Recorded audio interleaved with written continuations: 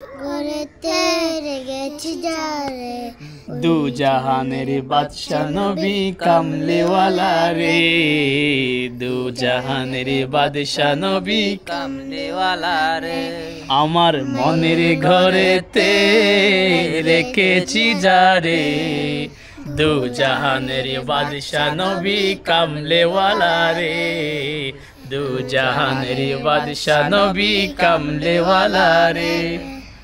তারপর কি বলো তারপর জানো না? আদি ও আদি পিতা রাইট রাইট বলো বলো মাশাআল্লাহ। পিতা আদম যখন মুসিবতে পড়ে তারপর আল্লাহ কবুল করে আল্লাহ কবুল করে। আর জানো না এটার পরে আরেকটা পড়ো তাহলে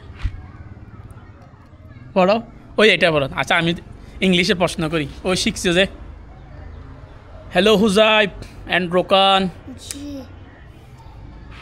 হাউ আর ইউ বলো না হাউ আর ইউ আবার ইউ তোমরা হাউ আর ইউ বলবে নাকি?